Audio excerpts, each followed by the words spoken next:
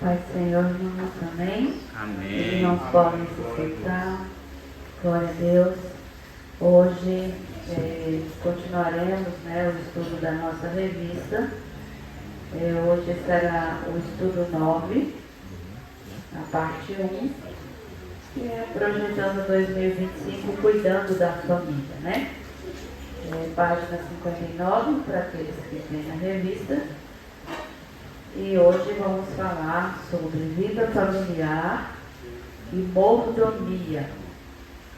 Não se engane, nada é nosso. O texto áureo se encontra em 1 Coríntios capítulo 2, 1 Coríntios capítulo 4, versículo 2, que diz: além disso, requer-se nos despenseiros que cada um se ache fiel. Glória a Deus. Você sabe o que é mordomia? A gente às vezes fala assim, a pessoa vive numa mordomia. E aí muitos podem achar que mordomia é aquela vida despreocupada, descansada, sem fazer nada. Mas muito pelo contrário, é totalmente o contrário desse dizer que as pessoas falam. Porque segundo o linguista Silveira Bueno, é cargo ou efeito de mordomo. E mordomo é administrador dos bens de uma casa. Assim, mordomia é a atividade realizada por um mordomo. É seu encargo. Por sua vez, mordomo é o que cuida do que não é seu, zelando, conservando e administrando. Né? Hoje em dia a gente pouco se vê em falar em mordomo, mas é isso, essas pessoas que têm muito dinheiro, geralmente eles têm ainda um mordomo, né? Que é aquela pessoa que tudo é entregue para ela. Ela tem a responsabilidade de gerir toda a casa, né? Ver o que está faltando, colocar, deixar em ordem as contas, o que precisar fazer em relação aos outros empregados, né? Essa pessoa administra também. E é assim, então cuidar do que não é seu, é zelar, é conservar administrando. E a gente vai ver que o que é senão o que acontece na vida da gente. Nós não somos donos das nossas próprias vidas, não somos donos. Eu não sou dona do meu esposo, eu não sou dona dos meus filhos, eu não sou dona da igreja. Eu sou apenas uma pessoa que zela, que cuida, que administra, né? Se nós olharmos por esse ângulo, nós vamos ver o quão maravilhoso será a nossa vida a partir do momento que nós tivermos esse entendimento. De que não me pertence, de que a vida do meu esposo não me pertence. Eu não tenho que mandar nele, ele tem um dono. A vida da sua esposa não te pertence. Você tem que zelar pela sua esposa, porque ela tem um dono. Amém? Então assim, se o Senhor me deu um esposo, é para eu saber administrar o nosso casamento, a nossa casa, a nossa família. Eu tenho que zelar, eu tenho que conservar por esse esposo que o Senhor me deu. E é isso. E em tudo, irmãos, nós precisamos olhar desta forma. A palavra do Senhor, ela nos ensina, ela é um manual, nos ensinando a forma de nós vivermos. E se nós atentarmos para aquilo que a palavra do Senhor nos ensina, nós vamos viver bem dentro da nossa casa, nós vamos viver bem na sociedade em que vivemos e nós vamos viver bem no contexto espiritual, que é a igreja, que é o Senhor, né? Eu não sei se o estudo vai dar uma definição um exemplo de mordomo, né? Vocês vão falar de José, capítulo 39 de está, mas eu ia citar, tudo bem. Mas então posso Não, iniciar, pode né? falar, pode sim. Porque a gente tem a visão de José sempre como um escravo, né? Mas ele foi vendido como escravo, aquela companhia de ismaelita, mas quando ele foi comprado por Potifar, diz assim, ó, e José foi levado ao Egito a Potifar, eunuco de Faraó, capitão da guarda, varão egípcio, e comprou da mão dos ismaelitas, e tinha levado lá. E o Senhor estava com José, e foi varão próspero, e estava na casa do seu senhor egípcio. Vendo, pois, o seu senhor, que o Senhor estava com ele, e que tudo o que ele fazia, o Senhor prosperava, José achou graça aos seus olhos, né? E o servia, e ele o pôs sobre a sua casa, e entregou na sua mão tudo quanto tinha. Esse é o exemplo de um mordomo. Hoje chama-se de governanta e tal, mas é o mordomo. Então José, ele não é aquele escravo comum. Ele foi entregue na casa de Potifar. Potifar deu a ele tudo quanto tinha, para ele ter a mordomia de toda a casa, cuidar de tudo. E Deus era com José desde quando, antes disso aqui, a Bíblia diz que Deus prosperou José. Não se sabe como, mas Deus prosperou ele antes dessa promoção, ainda ele já era próspero. Amém. Glória a Deus. Então os irmãos estão observando que a palavra mordomia, no sentido que as pessoas usam hoje em dia, é totalmente ao contrário, né? Que a pessoa usa para expressar que a pessoa não trabalha, que é preguiçoso, que vive uma vida mansa, mas é totalmente o contrário, né? Agora, quando alguém falar, já se liga aí e já lembre de que não é o que as pessoas dizem, mas sim é o cuidado, o zelo, conservar, administrar aquilo que não é seu. Quando pensamos em termos de vida, existência, universo, o apóstolo Paulo em Romanos 11:36 nos afirma: porque dele, e por ele, e para ele são todas as coisas. Glória, pois, a ele eternamente. Amém. Então, se tudo é dele, se tudo que se faz é por ele e é para ele, todas as coisas são dele, o que nós somos então? Mordomos de Cristo. É isso que nós somos. Servos, mordomos, para fazermos aquilo que já está determinado, para cuidar daquilo que é do Senhor. Porque nós cuidamos dos nossos entes queridos. Eu cuido do meu esposo, cuido dos meus filhos, né? E assim vocês também o fazem. E nós temos responsabilidade nisso. E na casa do Senhor, nas coisas do Senhor, não é diferente. Nós precisamos ter responsabilidade, nós precisamos ter zelo e nós precisamos administrar aquilo que nos é entregue. Amém? Às vezes a pessoa acha assim: mas eu só cuido aqui do som. Então, as outras coisas não têm nada a ver. Cuida do som, mas faz parte do corpo de Cristo. E para que esse corpo funcione perfeitamente, nós devemos estar unidos, em conjunto, no mesmo propósito, né? Vamos fazer isso? Vamos nos empenhar todos para poder realizar algo. É para a glória do Senhor? Vamos fazer. É na obra do Senhor? Vamos fazer. Então, vamos administrar aquilo que o Senhor nos dá. Amém? Abra, por favor, aí é Salmo 24, versículo 1. Glória a Deus. Bendito seja o nome do Senhor. Do Senhor é a terra e a sua plenitude, o mundo e aqueles que nele habitam. Do Senhor é a terra e a sua plenitude. Tudo pertence ao Senhor. O mundo e aqueles que nele habitam. Louvado seja Deus. Quem habita no mundo? Nós. Todo ser vivente habita no mundo. Nós, como seres humanos, habitamos no mundo. Tem os pássaros, tem todos os animais habita no mundo. E Ele é Senhor de todas essas coisas. Ele é o nosso Senhor, Ele é o nosso Criador. A Ele devemos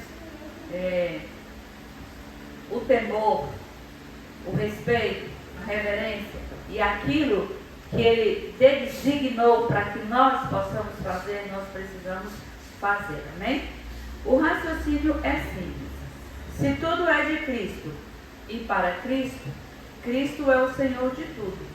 Logo, a conclusão é mais do que lógica. Sou mero mordomo, pois nem minha vida é minha. Tudo é emprestado. Tudo é emprestado, né? Por exemplo, pessoas que moram de aluguel, quando vão entrar em uma casa, um apartamento, eles fazem um contrato. Enquanto a pessoa estiver morando ali, aquilo precisa ser cuidado, precisa ser zelado, conta de água, de luz, tudo paga, e tem que preservar o patrimônio, o prédio onde ela mora, né? O apartamento ou a casa, a estrutura em si, a pessoa tem que zelar. Então ela está fazendo o quê? Ela está zelando, precisa conservar e está administrando. Mas aquilo não pertence a ela. Quando vencer o contrato, ela tem que entregar aquele imóvel da maneira como recebeu. Os irmãos entenderam? Quando vencer aquele contrato, a pessoa precisa entregar o imóvel da maneira como recebeu. Glória a Deus. Deus nos deu a vida para que a gente destruísse e acabasse com a nossa vida, para que pudesse viver de qualquer forma nesse mundo. Ele vai requerer a nossa vida. Ele vai requerer aquilo que Ele entregou para nós enquanto estamos aqui nessa terra vivendo. Ele vai requerer aquilo que eu te entreguei. Por que fez? A gente observa a parábola dos talentos, né? Um granjeou mais 5, outro granjeou mais 3, se não me engano, é isso, pastor? E aquele que ganhou só um enterrou, mas foi requerido de cada um. Então vai ser requerido de cada um de nós aquilo que nós estamos fazendo. Nós estamos zelando pelas coisas de Deus, pela palavra, pelo testemunho. Estamos zelando pela nossa casa, especificamente pela nossa família, que é o nosso tema, que é cuidando da família. Estamos zelando pela nossa família, estamos preocupados que os nossos queridos, os nossos entes queridos, participem também da salvação e sejam salvos. Nós estamos orando, jejuando por isso, passando para eles a palavra do Senhor, como precisa ser passada. Nós estamos zelando por aquilo que o Senhor nos deu, que Ele nos passou, na verdade, né, para que a gente pudesse administrar. Amados, somos simples mordomos. Deus nos confiou bens preciosíssimos e devemos manejar responsavelmente cada um deles. Estamos no início de 2025. Este é o tempo ideal de refletirmos sobre tão grande responsabilidade. Ou mudamos e melhoramos, pois estamos aquém das expectativas do Mestre, ou continuamos, pois estamos desempenhando a contento o que nos foi às mãos colocado. Então, assim, é uma palavra para reflexão. Estamos desempenhando bem o nosso papel como mordomos daquilo que o Senhor nos entregou? Se estiver, glória a Deus, vamos continuar realizando. Se achar que está aquém ou está menos daquilo que precisa ser feito, ainda dá tempo de nós mudarmos e começarmos a fazer da maneira que deve ser feito. Amém? Quão sério é ser mordomo? É porque as pessoas pensam que ser crente é só ir para a igreja, vai lá, canta, ora, volta para casa e pronto, mas não é. sua vida secular. A sua vida secular é só você levantar e ir lá no trabalho, tá? E depois voltar e pronto. Não, você tem que ter responsabilidade em relação ao horário, em relação àquilo que você faz. Você precisa prestar conta, não é verdade? E em relação às coisas espirituais, às coisas de Deus, aquilo que o Senhor nos entregou, eu creio que é maior responsabilidade ainda. Porque existem pessoas que não chegam atrasadas no trabalho porque sabem que vai cortar o ponto. Não sai antes do horário porque vai ser chamado pelo chefe, pode até ser mandado embora. Tem um rigor naquilo que faz no seu trabalho. Em relação às coisas de Deus, em relação à igreja, é tudo relaxado. Ah, não sou eu que vou dirigir o culto, então eu posso chegar atrasado. Não sou eu que vou fazer isso, então eu não preciso chegar a tal hora. Ah, é culto de senhoras, então eu não preciso estar lá porque eu não sou senhoras. É culto dos homens? Não, eu não vou porque o que eu vou fazer lá? Eu não sou homem, eu não preciso. O que eu vou fazer lá? E as pessoas esquecem que tudo isso é só uma divisão administrativa dentro da igreja. E que tudo é igreja, que tudo é corpo de Cristo, membro do corpo de Cristo. As pessoas esquecem isso, esquecem esse fator. Então, cada dia nós precisamos observar mais a palavra do Senhor. Como é que nós estamos vivendo na presença do Senhor? Como é que nós estamos conduzindo a nossa família na presença do Senhor? Mais sério ainda é saber que mordomia começa em casa. Em casa. Tem um versículo, a Bíblia diz, que aquele que não cuida dos seus negou a fé e é pior do que o infiel, não é verdade? Tem esse versículo. Então, se tudo começa em casa, e em casa as pessoas ali, os membros da família não têm responsabilidade, vai ter responsabilidade na igreja? Porque o mais importante é o Senhor, é a sua família. E depois a igreja. Mas isso não significa que você deve... Ah, não, eu não vou para a igreja, não, estou dedicando a minha família. Não preciso ir para a igreja, não. Está errado. Ah, eu vou para a igreja, mas eu não dedico a minha família, eu não tenho tempo para a minha família, porque eu sou muito envolvido com as coisas da igreja, tá certo? Está errado. Tem que ter aquilo que a gente chama de equilíbrio, né? Cada coisa no seu tempo, na sua hora. Porque às vezes as pessoas têm, vamos supor, nós temos culto terça, quinta e domingo, só 3 dias, tem a consagração também, né? Mas assim, que a maioria da igreja pode participar devido ao trabalho, outras atividades, são esses 3 cultos. E aí, mas a pessoa acha que tem que passear no dia que tem o culto, não pode passear na segunda, na quarta, na sexta, no sábado, não pode fazer uma reunião com a família nesses dias, não, tem que fazer no dia que tem o culto.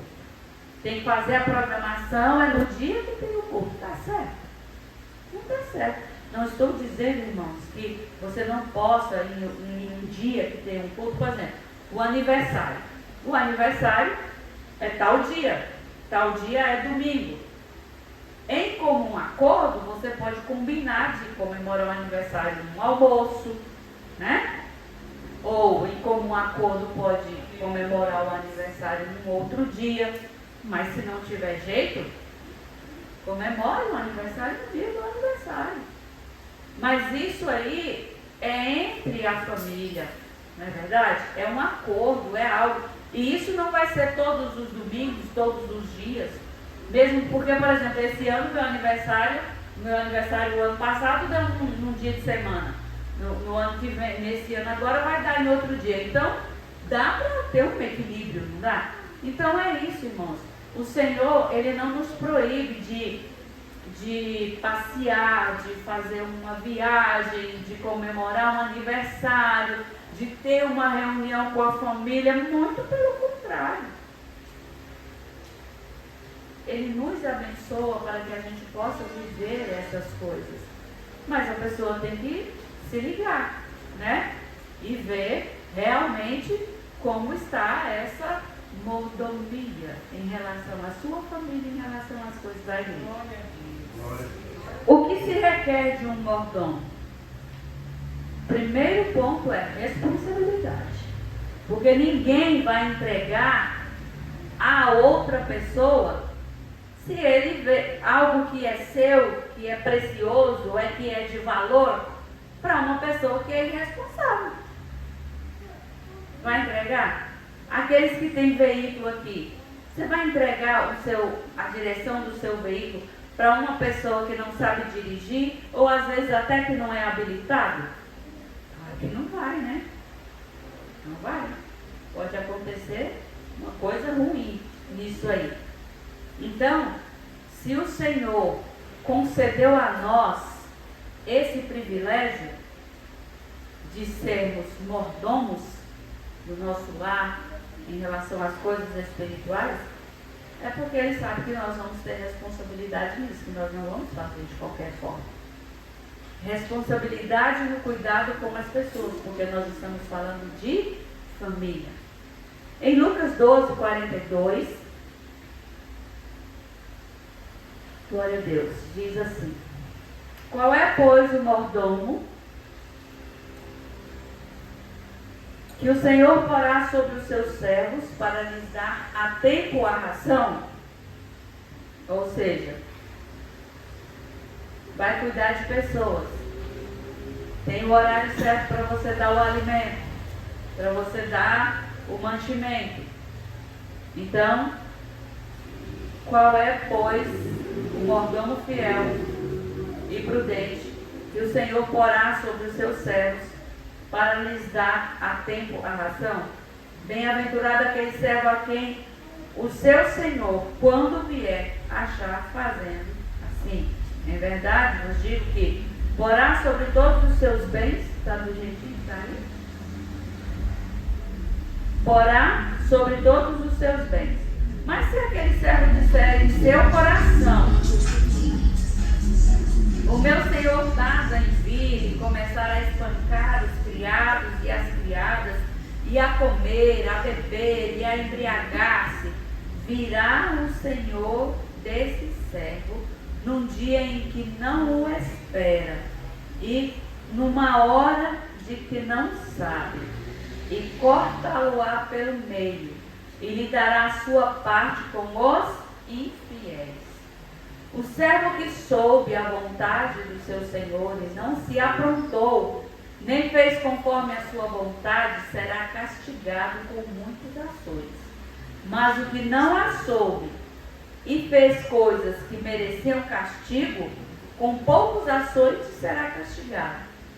Daquele a quem muito é dado, muito se lhe requererá. E a quem muito é confiado, mais nada se lhe pedirá. Então, o Senhor concede a cada um a responsabilidade de cuidar do seu lar, da sua família, de cuidar dos seus filhos. E vai chegar o tempo em que o Senhor dirá: o que você fez com aquilo que eu lhe dei? Porque aqui nessa parábola, ele entregou algo que era precioso. Irmãos, naquela época, quem tinha servos ou escravos eram pessoas ricas, e os escravos tinham um valor muito grande. Não podiam ser maltratados, porque senão era prejuízo para o patrão, né? Tinha que estar bem alimentados, porque senão não daria conta de fazer o serviço que era designado. Então era um bem valioso para o servo. Aí ele sai e deixa a cargo do mordomo. Aí um pega: não, vou dar a comida tudo direitinho na hora certa. Não, o patrão mandou, ele saiu. Então quando ele chegar, vai estar tudo direitinho, tudo certinho, todo mundo bonitinho, bem alimentado, com saúde, né? Os bens bem administrados, vai estar tudo em perfeita ordem. E o outro não, vai demorar, não sei nem que dia que vem, quando vai some, não fala nada, né? eu vou curtir. E aí bebe, faz festa, e maltrata os escravos, né, os servos, aquela coisa toda. Quando chegar o Senhor para requerer da mão daquele outro mordomo, isso aqui é para levar para o lado espiritual, é para levar para a salvação. Porque aquele que não conhece a palavra do Senhor, ele pode ser castigado ele pode estar fazendo errado, mas ele pode ser menos castigado que a gente que sabe a palavra do Senhor. E mesmo aquele que diz assim, eu nem vou para a igreja porque eu não quero aprender nada da Bíblia, porque depois vai me ser cobrado, vai ser cobrado, não é filho? Tem para onde correr, não. Não tem para onde correr. O melhor é nós observarmos a palavra do Senhor e fazer como o Senhor está nos ordenando na sua palavra. Amém? Mateus 24, por favor. Esse aqui também vai falar sobre a mesma palavra.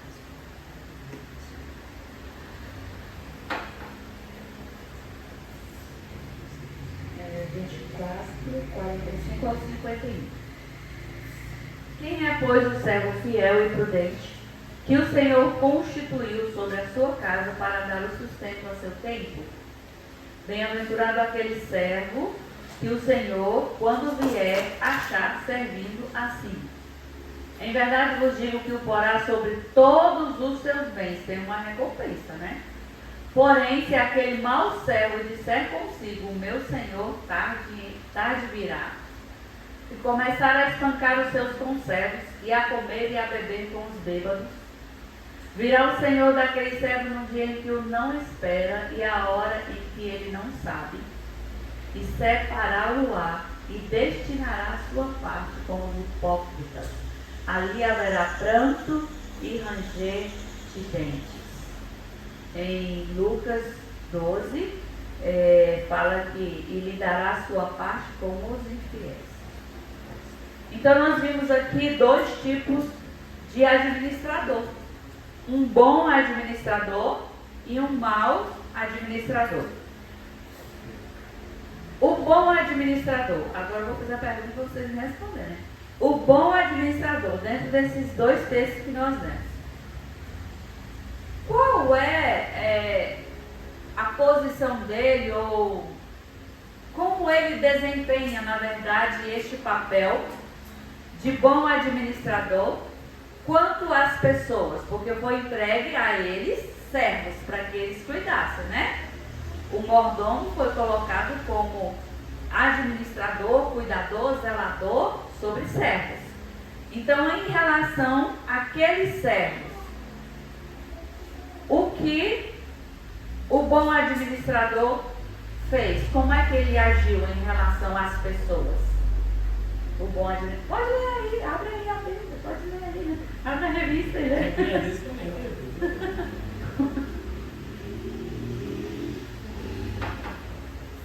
Olha aqui, irmãos. Qual é, pois, o mordomo fiel e prudente que o Senhor porá sobre os seus servos para lhes dar a tempo a ração? Então, o bom administrador, quanto às pessoas que lhe foi confiado, o que ele fez? Cuidou. Ele cuidou. Ele deu o sustento no tempo certo. Eu dei a resposta. E quanto aos bens, o que ele fez? Ele administrou. E a consequência dessa boa administração, o que foi? Colocar sobre todos os bens. Sim, o seu Senhor o colocou sobre todos os seus bens. E agora, aquele que não foi um bom administrador, que foi um mau administrador, quanto às pessoas, qual foi o comportamento dele em relação às pessoas? Pancada. Ele espancava os servos, né? Então, o mau administrador não tem cuidado com aquilo que lhe foi entregue. Ele era um espancador. E quanto aos bens? O que foi que aconteceu do mau administrador? Nós estamos falando do mau administrador agora. Estragou, fazendo mau uso, gastou com bebedeira, como que tudo que estava na mão dele, como que não tivesse fim. E qual a consequência de tudo isso? Inferno. Tramontina, corte rápido. Inferno. Inferno. Sem arrudeio, né? Pois é. Ele será, no caso aqui, destituído do seu cargo e a parte dele será com os infiéis. Então, deixa. Quer viver a vida do jeito que você quer viver? Vai viver. Mas existe um fim. Quando você fala assim, planta e ranger de dentro, Jesus sempre está falando que é aquele local mesmo que tormenta. Então, irmãos, vale a pena a gente não ter responsabilidade com as coisas que Deus nos dá, com o nosso lar, com a nossa família, e mesmo porque a gente está voltado mais para a família, mas mesmo com as coisas espirituais, vale a pena ser irresponsável? Então, como estamos tratando o que Deus colocou em nossa responsabilidade? Somos bons ou mal administradores? Isso aí cada um vai responder por si, né? Então, somos bons ou mal administradores daquilo que Deus tem nos confiado ou entregue sob a nossa responsabilidade. O que nós ganhamos redunda em bênção para o nosso lar, ou quem desfruta o que é nosso são os de fora. Por quê, irmão? Porque existem pessoas que aquilo que ganha prefere gastar lá fora. É presente para fulano, é isso para Beltrano, é isso para não sei o quê, é isso para não sei quem. E às vezes o cônjuge ou os filhos estão lá dentro de casa, precisando às vezes de uma roupa, de um calçado, ou até de um alimento, uma pessoa que está nem aí. Está administrando bem aquilo que Deus está dando? Está cuidando daquilo que Deus deu sob a responsabilidade? O que será que o teu esposo ou teu filho diria a respeito de você? Será o que o meu esposo e meus filhos dizem a respeito de mim? Em relação às minhas responsabilidades como esposa, como mãe, como administradora daquilo que Deus me entregou. Sabe como é que eles olham para mim? Nossa atitude é de dono ou de administrador? Aqui é para pensar, né? Somos donos ou somos administradores? Quem aqui é dono? Administradores. Dono é o Jesus. Dono é o Senhor, nós somos administradores. Nós somos administradores. Mas é porque existem muitas pessoas que querem fazer o papel de dono, né? Meu. É meu. Miguel. Você tem que fazer assim, porque é eu que estou mandando, é eu que mando nessa casa. Quem te deu a casa? Quem te deu o esposo? Ou quem te deu a esposa? Quem te deu os filhos? O mordomo,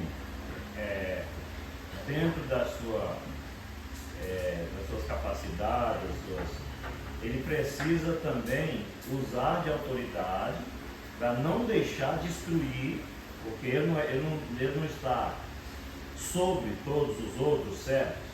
Então, se aqueles outros servos mandar nele, ele também não é um bom mordomo. Aí o que ele vai fazer? Manso como uma pomba, prudente como uma serpente. Vamos lá, aqueles servos estão ajudando ele a administrar e tal, porque o servo, o mordomo, ele tem... Sempre terá algum que vai Isso. fazer o papel de um pouco mais superior, Isso. né? Aí o que acontece? O mordomo, ele deixa aleatório e o que é submisso a ele, que está administrando, está mandando, também não é um bom servo. Se ele ficar com medo de usar a autoridade de mordomo, chegar e dizer, olha, eu não vou falar nada porque ele não é meu, é do Senhor. Peraí, olha o meio termo aí. Né? Eu tenho a minha esposa. Eu vejo ela fazendo algo errado. Ó, Senhor, ela é sua. O Senhor que corrige. Peraí. Dentro da minha. É claro que eu não vou humilhar, não vou bater nela, não vou. Porque ela é do Senhor, mas ela é minha esposa. Está entendendo? A gente tem que interpretar a Bíblia não levando para, assim, tipo literal, isso tem que ser desse jeito. Tem que ser o que a Bíblia ensina. Então nós precisamos ter esse cuidado de não estar com medo de fazer aquilo que o Senhor colocou em nossas mãos e deixar. É como aquele que colocou e enterrou o talento. Sim, porque nesse contexto aqui a gente está falando do bom, do mau administrador, né? E assim, o dono foi aquele que deixou os servos sob o cuidado do mordomo, né? E aí a gente vê igual você falar assim, não, porque aqui é eu que mando isso aqui. É o trato, né? O homem é o cabeça da casa, é o cabeça da família.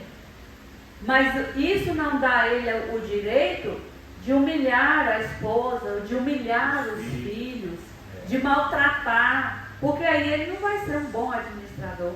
E ao mesmo tempo que Deus nos dá essa conversa de, assim, eu sei, ordem de não humilhar a esposa, não humilhar, porque a mesma Bíblia manda a gente corrigir ele até com vara do filho. Sim. É o exemplo do Adão, aquele exemplo do Adão do lado da Eva e calado. Pois é. Entendeu? Sem falar nada. Olha o meio termo, né? Meio termo.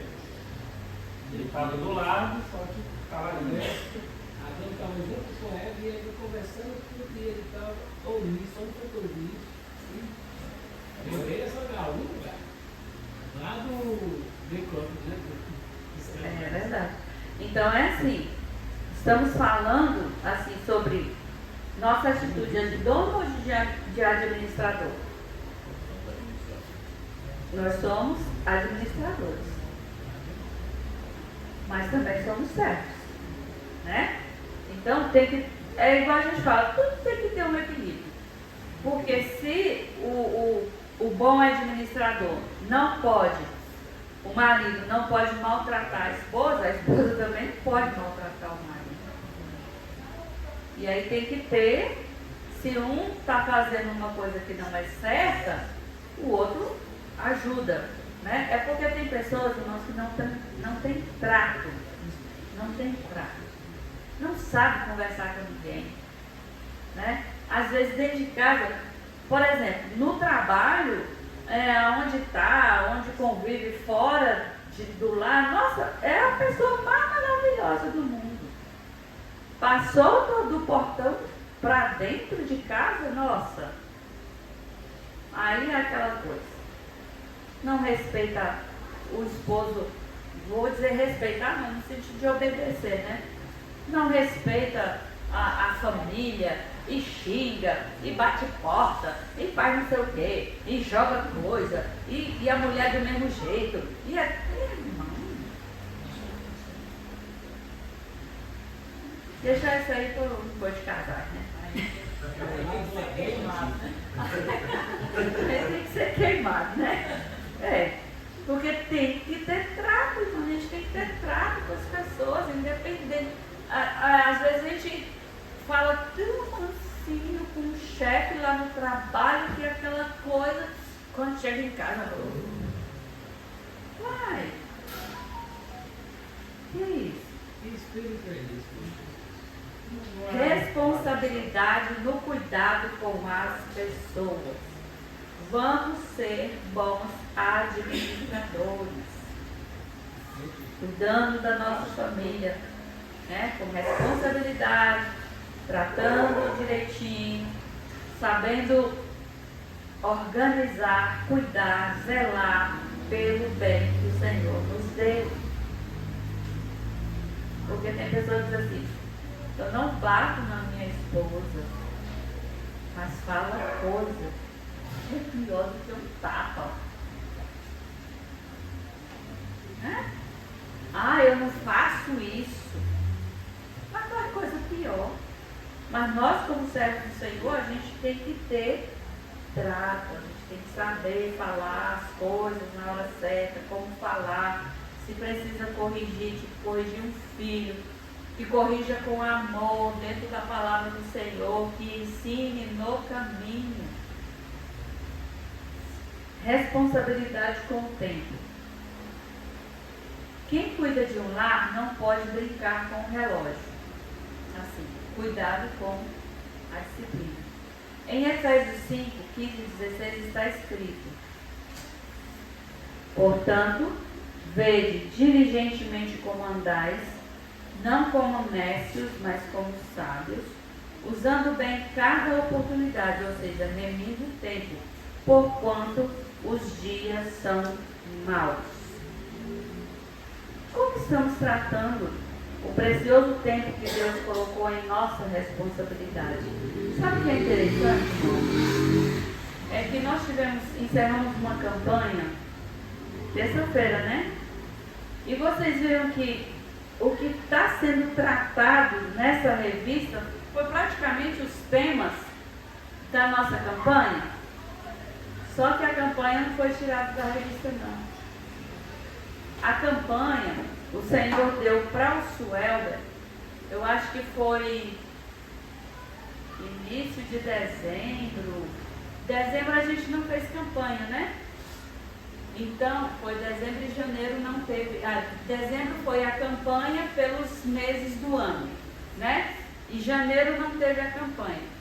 Essa campanha o Senhor deu para o Suelber, a gente ainda estava em outra campanha, que foi novembro do ano passado. Então a gente não sabia o que estava sendo colocado na revista.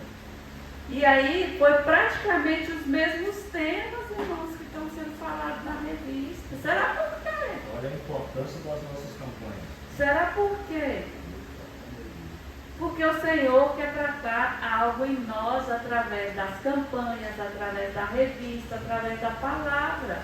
O Senhor quer tratar nós, quer nos tratar em alguma coisa. Porque é o Espírito Santo que direcionou o pastor Gedeon Júnior na confecção dos estudos da revista e que também direcionou o Suelber em relação ao tema da campanha. Porque ninguém conversou nada com ninguém. Mas se você observar, não, essa campanha foi tirada da revista, só pode, porque está falando a mesma coisa, mas não foi, não foi. Levo a vida sem nenhum planejamento? Que consequências ocorrerão em meu lar? Cuidado com a falsa impressão de controle do tempo. Não, está tudo certo, está tudo sob controle. Será que está mesmo? Ou é só uma falsa ideia de que está tudo sob controle? Que a qualquer hora alguma coisa pode desmoronar. Em Tiago 4, 13 ao 15, assim está. Tiago 4.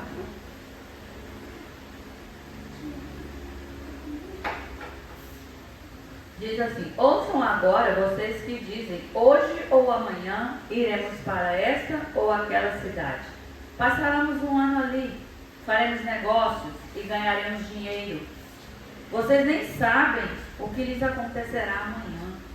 Que é a sua vida? Vocês são como a neblina que aparece por um pouco de tempo e depois se dissipa. Ao invés disso, deveriam dizer, se o Senhor quiser, viveremos ou faremos isto ou aquilo. É se o Senhor quiser. Tem gente que fala, eu vou fazer isso, eu vou comprar um carro, eu vou comprar uma casa, eu vou não sei o quê. E ainda nem conversou com Deus para saber se é a vontade do Senhor, se o Senhor vai mesmo fazer aquilo que a pessoa está planejando, porque do homem são as preparações do coração, mas de quem é a resposta da boca? Do Senhor. Então se o Senhor quiser, se o Senhor permitir, se for a vontade do Senhor, eu vou fazer isso ou aquilo. Porque quando nós não vivemos esse contexto, é como se o nosso pensamento fosse, eu posso, eu vou comprar, eu tenho dinheiro, eu vou fazer. Eu sou o dono, então eu não sou o dono. É. Como se a gente fosse dono de nós mesmos, não é? Aí você fala, não tenho vontade própria? Tem. Você pode obedecer ou não. Essa é a vontade própria que nos é imposta, né? Pode ser um bom administrador ou um mau administrador. Pode ser um servo fiel ou pode ser um servo infiel. Isso daí fica a cargo de qualquer um de nós, né? Porque Deus não vai nos obrigar. Mas a partir do momento que a gente aceita Jesus, aí a história é diferente. A nossa vida é através da Bíblia. E a Bíblia ensina tudo. Tudo, tudo, tudo. Todos os temas, tudo está aqui na Bíblia. É só. A Bíblia nos ensina tudo. Como estamos tratando o precioso tempo que Deus colocou em nossa responsabilidade? Olha o tempo, né? Consagre ao Senhor o seu tempo. Sou paranoico com as questões relacionadas ao tempo? Como isso afeta meus filhos, meu cônjuge? Cuidado com a loucura de viver fora do tempo. Porque tem pessoas que, deixa a vida me levar, né? Eu vou fazer isso aqui, mas se der tempo eu faço. Isso aqui, não tem pressa não. Pode deixar isso aqui para depois. Aí a esposa está precisando de alguma coisa, a esposa, não, depois. Como é administrar isso? Como é administrar o tempo em relação à nossa família?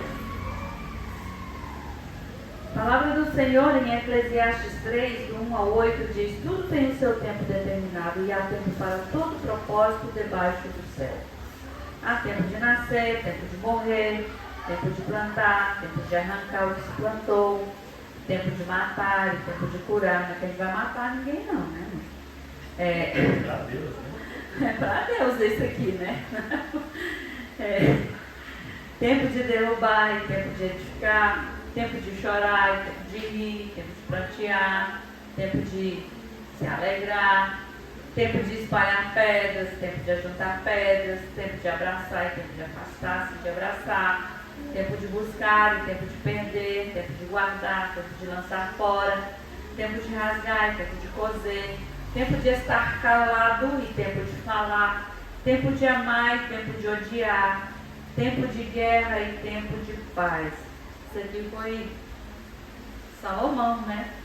Na vivência dele, eram as coisas que ele vivenciava, porque segundo a palavra do Senhor, assim, o que Jesus nos ensina é que a gente deve amar até os nossos inimigos. Então, a gente não pode odiar. Na vivência de Salomão, ele viu que teve tempo para isso, teve tempo para aquilo, teve isso, teve aquilo. E que realmente... A versão ali está aborrecer. Aborrecer. Né? Então, tem um tempo.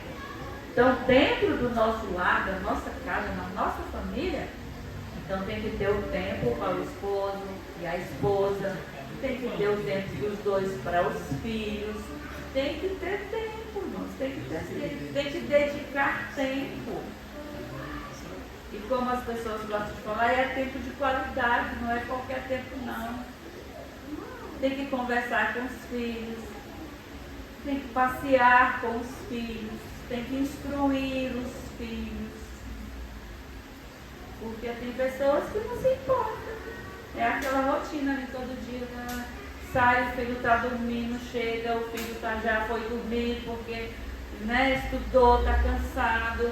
Às vezes o marido chega tarde, a esposa já está dormindo e vira tudo isso aí, e o tempo. E a responsabilidade com o tempo que Deus deu em relação à família. Mais uma vez, olha o cuidado com o extremo. Existem pessoas que vão dizer o seguinte: não, eu não tenho tempo para isso não. Às vezes o menino precisa, ou a esposa, ir numa churrascaria, ou o marido sair com a mulher.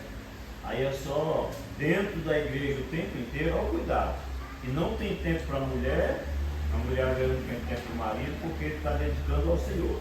Aí aquele que diz ser religioso Olha aí, não cuida do seu, né? Negou a fé é pior que o infiel. Até mesmo, Paulo corrige essa situação de consagrar ao Senhor, o tempo de consagrar ao Senhor. Porque a mulher não vai chegar ao marido sempre e dizer, não, eu estou em jejum sempre. O marido sempre estou em jejum e não dá o devido valor à mulher, a mulher é o marido ali. Olha o extremo, para ver que tudo tem que ser com decência e ordem, né? Tem tempo, né? É o tempo. Para isso e para aquilo. Então, como estamos tratando o precioso tempo que Deus colocou em nossa responsabilidade? Estou querendo gastar se o momento é de guardar? Me entristeço se o momento é de alegria? Estou derrubando quando é momento de edificar? Às vezes o esposo, a esposa está alegre porque conquistou isso, porque fez isso, conseguiu uma promoção no trabalho, aquela coisa, e chega em casa todo feliz. Que bom, né? Bom para você. Tem gente que fala desse jeito. Bom para você. Eu já fiz uma coisa que não vou fazer com os meus netos, que eu já fiz com meus filhos. O menino chega, boletim lá todo bonito, né? Todo cheio de 10. Não fez mais do que sua obrigação. Está tudo alegre, todo feliz, passou de ano, né? Boletim lá bonito, não tem vermelho, não fez mais do que sua obrigação. Eu já fiz isso com meus filhos. Não vou fazer com os meus netos, né? Porque agora eu já aprendi. Então é isso, irmão. Tem o tempo da alegria, então vamos nos alegrar. Está triste, então vamos ficar triste, vamos se entristar, vamos procurar fazer alguma coisa para se alegrar, né? Não? Vamos construir então alguma coisa, vamos fazer, vamos comprar uma casa? Vamos trabalhar para comprar uma casa, vamos fazer isso. É isso. E aí, quais os reflexos para a família dessa oposição? Cuidado com o resultado final. O Salmo 90:12 assevera: ensina-nos a contar os nossos dias de tal maneira que alcancemos o coração sábio. Porque na nossa vida, irmãos, vai ter dias de gozo, de alegria, mas vai ter dias de adversidade. E a própria palavra nos ensina que no dia da adversidade a gente precisa considerar. No dia da alegria, do gozo, a gente tem sim que gozar, desfrutar, mas no dia da adversidade a gente precisa considerar, é o que diz a palavra. Porque tem gente que quando está tudo bem, nossa, e tá, mas se aconteceu alguma coisa que não é tão bom, aí pronto, acaba. Mas a palavra do Senhor diz que a gente precisa considerar as adversidades, os dias ruins. Aprender com o tempo não é para todos. Com certeza, todo idoso tem muito a ensinar sobre a vida, mas sobre a sabedoria, né, Juninho? Com certeza, todo idoso tem muito a ensinar sobre a vida, mas sobre a sabedoria. Viver entendendo que tudo passa tão rápido, podemos levar a nos perdermos com o relógio, chegar ao final da vida sem a verdadeira sabedoria. Porque é tanta correria. Eu estava pensando, gente, nós já vamos entrar no mês de abril. E se a gente fizer uma análise, o que mesmo nós fizemos de janeiro até aqui? O que mesmo nós fizemos? Muita pressão, muita correria. Às vezes você nem lembra do que você fez. Né? Eu falei assim, Juninho, é porque ele gosta de conversar assim, com as pessoas mais velhas, levar um caderninho, né? Foi lá para a chácara esse final de semana, levou um caderninho, estava ali conversando com o pai e fazendo um monte de anotações. E tinha algumas coisas que ele anotava, porque aquilo era um ensinamento que ele precisava não só viver, mas passar para outras pessoas. E a gente vê que isso é verdade, né? E se a gente viver numa correria tão medonha, a gente, quando chegar numa certa idade, a gente não vai ter nada para compartilhar com as pessoas, que a gente vai estar corrido tanto e nem se dedicado a prestar atenção naquilo que Deus queria falar com a gente através do tempo, né? Entendendo que o temor ao Senhor é o princípio da sabedoria, o que o salmista está pedindo é que consiga chegar aos últimos dias alcançando o máximo de temor a Deus. Como é que nós vamos alcançar o máximo de temor a Deus se nós não nos dedicarmos em ouvir Deus? Em ouvir Deus falar com a gente? Como é que nós vamos adquirir o máximo de temor a Ele? Responda: como estamos tratando o precioso tempo que Deus colocou em nossa responsabilidade? Estou cada vez mais me rendendo ao Senhor e vivendo para Ele? À medida que o tempo passa, conheço mais ao Senhor a ponto de amá-lo de todo o meu coração? Será que chegarei ao fim desejando ardentemente me encontrar com Ele? A morte para mim será lucro, assim como diz o apóstolo Paulo, né? E o viver para mim é lucro, e morrer é ganho, é isso, né? Ou eu troquei? Acho que não troquei não. Meu amado irmão, veja e reflita abaixo. Aqui tem um quadro, né? Uns desenhos. Tem uma criança, um bebê, uma pessoa já de meio maduro, né? Um casal, outro aqui trabalhando, um velhinho e uma figura de um cemitério. Nessa sequência, jovem demais para buscar a Deus, autossuficiente demais para buscar a Deus. Muitas pessoas, quando começam a conquistar, acham que são autossuficientes, não precisam de Deus, né? Aí quando casa, feliz demais para buscar a Deus. Agora eu tenho minha família, vou dedicar só a minha família. A gente já falou sobre isso, sobre extremos, né? E trabalhando muito, né? Ocupado demais para buscar a Deus. Chega a idade, cansado demais para buscar a Deus, quanto velho. Se eu tivesse tantos anos, eu faria isso, eu faria aquilo. Mas já teve a idade. Ninguém pula a idade, não. Né? Já teve. Passou por todas as idades. Hoje, se está aí com 60, 70, 60 anos, hoje o povo já está bem, né? Bem vigoroso. Passou aí de 70 anos, aí, mas se eu tivesse, eu ia fazer isso, eu ia fazer aquilo. Se eu tivesse, eu ia aprender a tocar um instrumento, eu ia. Mas já teve essa idade. Não só a idade, mas a oportunidade. Mas não fez, mas também não adianta. Depois, quando morre, aí é tarde demais para buscar a Deus. Aí já foi determinado. O céu ou o inferno, acabou. Né? Aqui, a morte determina tudo, é o fim de tudo. Se serviu a Deus, foi fiel, teve responsabilidade, tomou domínio, as coisas todas. Obedeceu a palavra do Senhor, é céu. Se não, tem meio termo não, né, Braz? Ou é céu ou inferno. Eu sei que hoje em dia as pessoas têm muito receio de falar em inferno. Meu irmão, mas se partir sem Jesus é para o inferno mesmo que vai.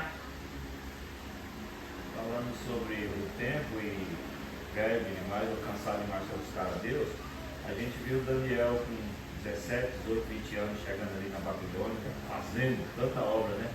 Quando ele recebe aquela palavra de Deus, Deus diz, homem muito desejado, que estava ali orando 21 dias, tinha 80 anos já. Ele estava orando 21 dias sem orar, sem parar. E Caleb? Caleb também. Agora eu quero minha terra, porque 40 anos atrás eu fazia isso, eu fazia aquilo, eu fazia, e agora eu estou com o mesmo vigor, com a mesma força que eu quero. E Jesus com Deus. Vou lutar, né? Vou guerrear para ajudar os irmãos a conquistarem a terra, mas a minha eu não quero. Tem gente que não tem tempo para nada. Mas se adoecer, corre para o Senhor, né? Senhor me cura, aí vai fazer proposta. É melhor a gente fazer as coisas, porque, irmãos, eu não sei vocês, porque tem gente que é assim, quando tem um problema, uma doença, aí corre. Né? Eu prefiro levar a vida mais, né, tranquilinha na obediência, porque quando acontece alguma coisa adversa, eu quase não consigo me concentrar em fazer as coisas. Então não é melhor quando você está bem, sua cabeça está boa, sua saúde está boa, Deposita. Enche o teu celeiro. Porque o dia mau vem. A palavra do Senhor diz. O dia mau vem. E aí, se vem esse dia mau, você tem a sua reserva. Né? E aí... Eu até costumo falar assim, que eu falo muito lá em minha casa mesmo. Aí eu falo que, igual a senhora acabou de falar, que quando eu, assim, a maior dificuldade que eu encontro na minha vida é orar por mim. Assim, orar por mim eu acho muito difícil. E que o que acontece? Eu acredito que eu vivo essa palavra que a senhora acabou de falar, viver guardando no celeiro. Para quando as lágrimas já vai descendo, Deus já vai respondendo. Porque já tem celeiro. Tem depósito ali, né? Tem que ter um depósito, porque senão ninguém suporta não. Aí o povo aí. Seja franco, estamos agindo como donos ou como mordomos? Nós já falamos sobre essa questão, né? Do esposo, que às vezes trabalha, né? A esposa está precisando de alguma coisa, ele é avarento, né? O melhor é só para ele. Eu não vou nem citar aqui o que o pastor falou, né? Para trair e maltratar, porque eu acredito que aqui não tem ninguém que faça isso, né? A esposa, não humilhar o esposo, não tripudiar, não gritar com o esposo, nem com os filhos, nem com os outros, né? Os filhos, não jogar os pais no asilo. Então, é um momento de reflexão. Pastor, nesse tópico aí, eu até comentei um pouco sobre a Lei Maria da Penha, né? Porque tem a Lei Maria da Penha, que é aquela mulher que o esposo não deixa ela ir nem na padaria comprar um pão. Preso. Aí acha que tem alguma coisa, viu? Aí o que acontece? Por ela não entender quem ela é, quais são os direitos dela, e o que é servir a Deus, aí vive nessa cadeia. Então, primeiro a mulher tem que saber quem ela é, quais são os seus direitos, né? E ficar lá atento. Aí eu dei as introduções da Lei Maria da Penha. Pois é, mas a Lei Maria da Penha serve por dois lados, né? Isso. Serve por dois lados. É vagabundo. Irmão, eu não sou feminista. Eu quero ser cuidada, tratada, né? Eu não tenho isso não. Para mim, onde tem homem, mulher não faz força, tá? E eu não quero ficar pegando coisa pesada para dizer assim, olha, eu não quero nada de empoderamento na minha vida não. Eu quero sombra e água fresca. É isso que eu quero, tá? Então, assim, e aí, as pessoas falam, é porque o homem não pode bater na mulher, a mulher pode bater no homem? Pode? Não. Se o homem denunciar, Lei Maria da Penha. João da Penha. João da Penha. João da Penha nela, né? Então, é claro que isso não se aplica à nossa comunidade, né? À nossa igreja. Glória a Deus. E a questão de filhos no asilo também é um termo assim bem... Porque hoje em dia tem pessoas, tem idosos que eles preferem estar lá no asilo para não dar trabalho para os filhos, para não dar trabalho para ninguém, porque lá tem companhia o tempo todo, né? Então tem idosos que têm essa opção. Claro que a gente vai respeitar, não sei o que levou a pessoa a fazer isso, né? O meu tio mesmo, que morava lá em Paraupeba. Todo ano que a gente ia para a viagem dos meus pais, a gente ia visitá-lo aonde? No asilo. Por quê? Ele preferiu ir para lá. Porque lá ele tinha companhia, precisasse de algum medicamento, tinha quem dava. Ele foi bem cuidado lá. Lá era um local bem, né, bem tranquilo, a gente tinha liberdade de ir lá, de ver como é que era. O quartinho dele era independente, era tudo bonitinho. Ele preferiu ir para lá. Então, mas que nós, filhos, não temos para cuidar dos nossos idosos, né? Cuidei da minha mãezinha até o último dia. Aí, Júlia e nós cuidamos, né? Não foi só eu, né? Estamos cuidando do meu pai. Até o dia que o Senhor permitir, vamos cuidar. falou lá em casa, ele chega, se emocionou, dizendo assim que no pensamento dele, ele não imaginava que ele ia chegar nessa idade, né? E ter alguém cuidando dele. Ter os filhos, as filhas, né? No caso que só somos mulheres, cuidando dele, com tanto carinho, né? Com tanto zelo, com as coisas ali tudo organizadas. Ele se emocionou falando isso, sentado ali na mesa conversando com a gente. E a gente quer manter isso, né? E isso também é um depósito. A gente faz por amor, mas a gente sabe que é um depósito, né? Então, no próximo estudo, a gente vai continuar falando sobre a mordomia. Amém? Então, até a próxima lição, se assim o Senhor nos permitir.